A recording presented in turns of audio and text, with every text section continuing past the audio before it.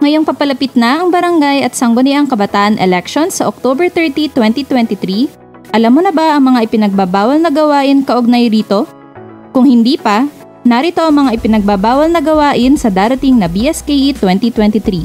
Simula August 28 hanggang November 29, 2023 o sa panahon ng halalan o election period, ipinagbabawal ang pagdadala ng mga baril o iba pang nakamamatay na armas sa mga pampublikong lugar maliban na lamang kung otorisado ng COMELEC.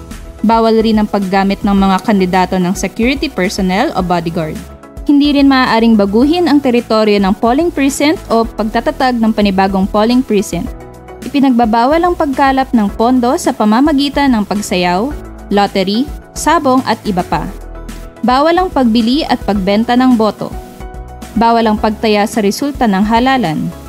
Hindi maaari ang iligal na pagpapalaya sa mga bilanggo bago at pagkatapos ng halalan. Bawal pilitin o takutin ang sinumang opisyal o empleyado sa pagganap ng kanyang mga tungkulin sa halalan.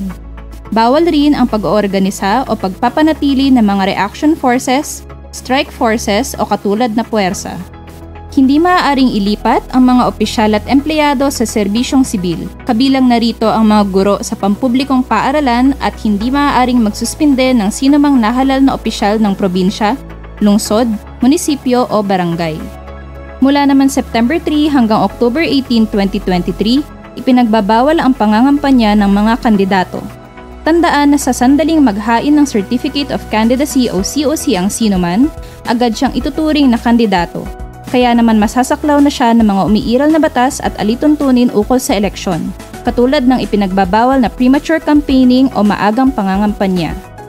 Para naman sa panahon ng pangangampanya mula October 19 hanggang October 28, 2023, ipinagbabawal ang pag-alis, pagsira, pagtanggal o pagpigil sa pamamahagi ng mga legal na election propaganda. Bawal rin ang paglagay, pagpapakita, pamamahagi at paggamit ng mga iligal na materyales sa kampanya.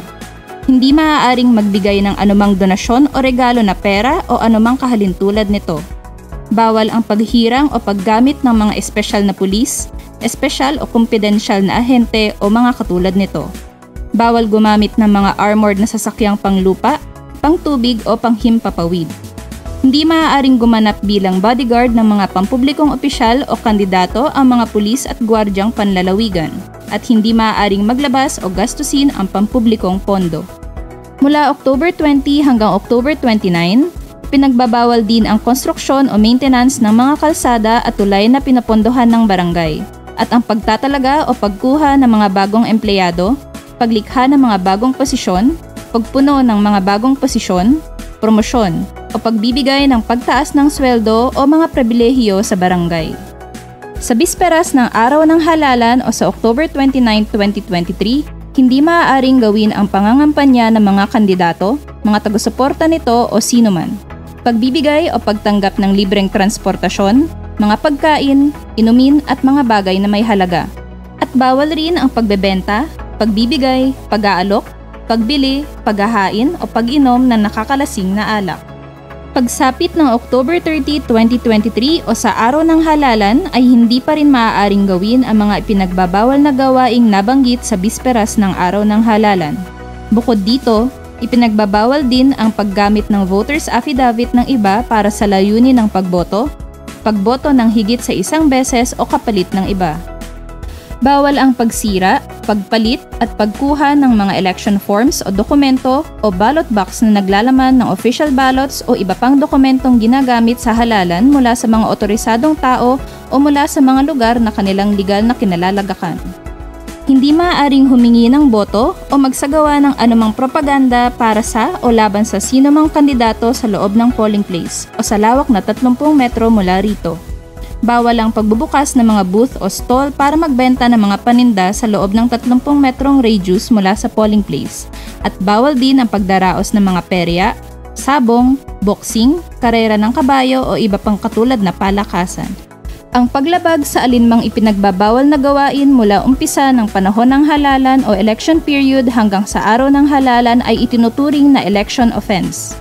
Ang sinumang mapapatunayang lumabag rito ay maaaring patawan ng pagkakakulong na hindi bababa sa 1 taon ngunit hindi lalagpas ng 6 na taon na walang probation. permanenteng diskwalifikasyon sa paghawak ng pampublikong opisina at pagtanggal ng karapatang bumoto. Kung sakali na ang lumabag ay isang banyaga, siya ay sesentensyahan ng deportation pagkatapos maglingkod sa kaukulang termino ng kanyang pagkakakulong. Kaya naman, sundin ang mga batas at regulasyon sa halalan.